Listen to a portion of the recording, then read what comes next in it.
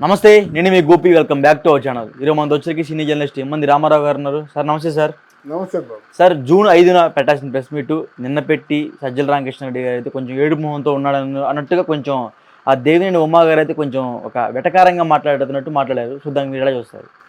అంటే ఆయన ఏడుపు ముఖం పెట్టడం కాదు, ఏడ్చేశాడు లిటరల్లీ. తర్వాత జగన్మోహన్ రెడ్డి తాలూకు ఎత్తులు దిత్తులు ఇవన్నిటికీ కూడా మూలకారకుడు ఎవరయ్యా అంటే సజ్జల రామకృష్ణారెడ్డి అని తెలిసిపోతుంది. పోనీ ఆయన తాలూకు నిర్వాహకం అంతా బయటికి చెప్పాలంటే అదెవరు? భార్గవరెడ్డి వాళ్ళ అబ్బాయి. సజ్జల భార్గవరెడ్డి.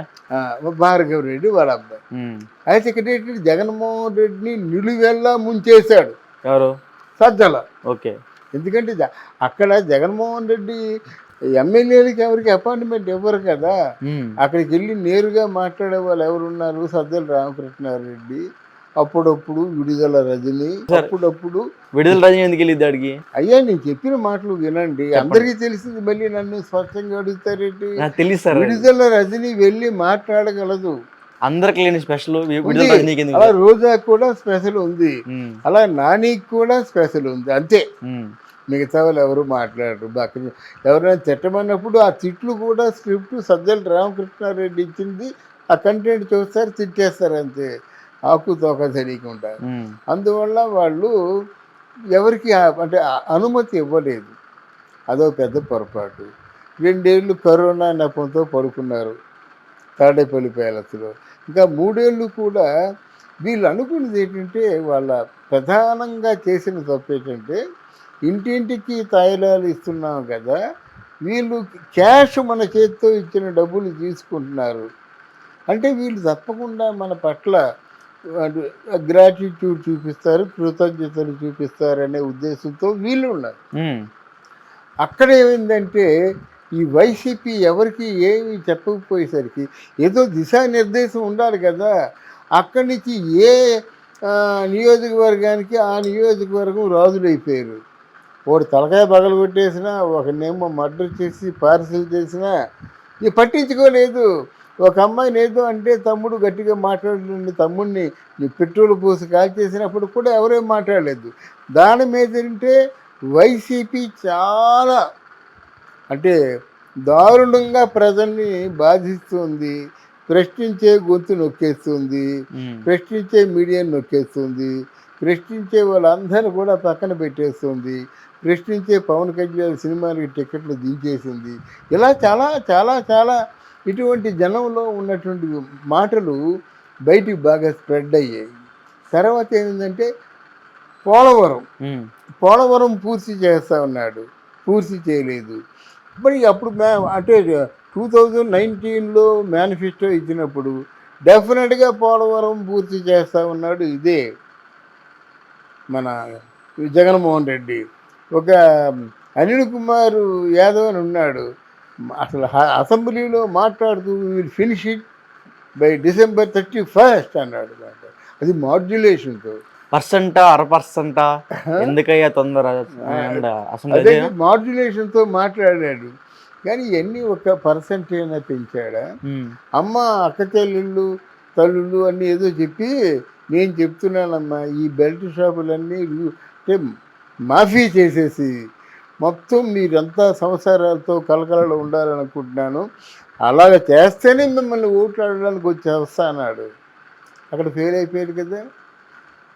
బెల్ట్ షాపులు రూపు మాపడమే కాకుండా అదనంగా ఓ 25,000 కోట్ల రూపాయలు మద్యం మీద అప్పు చేశాడు. తర్వాత మద్యం తాలూకు డబ్బు అన్నది గవర్నమెంట్కి నేరుగా వెళ్ళాలి. వై క్యాష్ ఉన్నది ఎందుకు, దేనికి?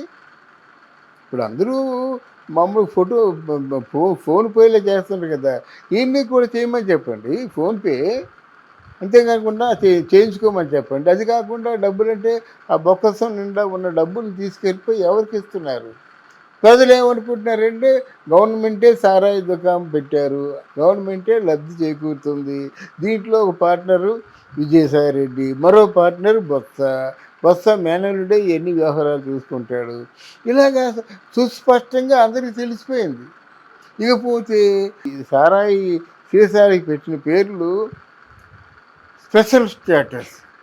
అది ఏంటి ఆడ ఇవ్వందే అది స్పెషల్ స్టేటస్.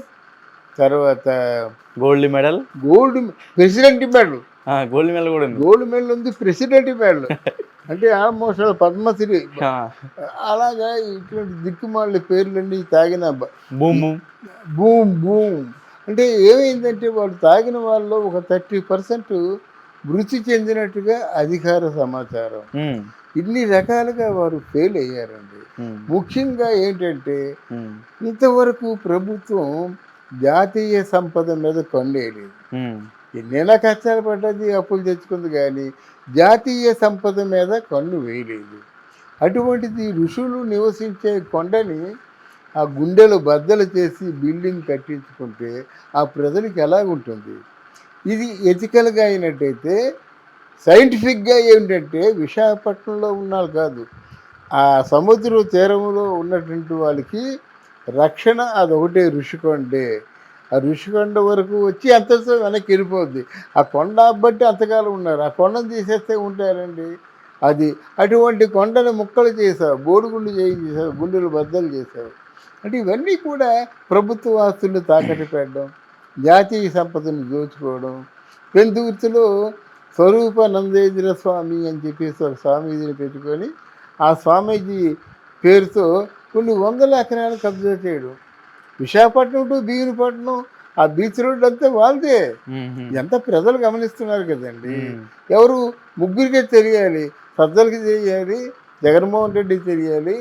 ఇక్కడ మన ఎవరు సజ్జలకి జగన్మోహన్ రెడ్డి, వైఎస్ఆర్ మన విజయసాయి రెడ్డి. ఓకే. బొత్స రెండో పక్షం. బొత్సని అలా కూర్చోబెట్టాడు. ఎందుకంటే వైఎస్ రాజశేఖర్ రెడ్డి టైంలోనే ఆయన సెకండ్ ప్లేస్లో ఉన్నాడు. ఈయన ఏమైనా పక్కన కూర్చోబెడితే దోచేసుకుంటాడని చెప్పేసి ఆయన పక్కన పెట్టాడు. నీకు ఏం కావాలో తీసుకో, నేను ఆక్షేపణ చేయనని చెప్పి ఆయనకి పుష్టిగా డబ్బులు పెట్టాడు.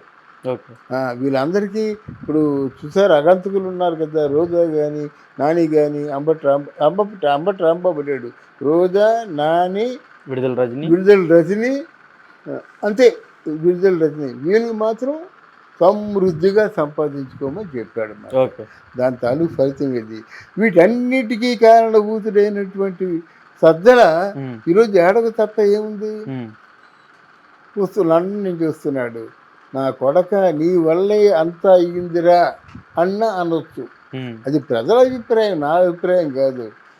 నట్టేట ముంచేసావు కదరా, 30 ఏళ్ళు సీఎంగా ఉందాం అనుకున్నాను కానీ ఇలా చేసావు కదా అని సజ్జలు ఉతికి ఆరేసేస్తాడన్నమాట.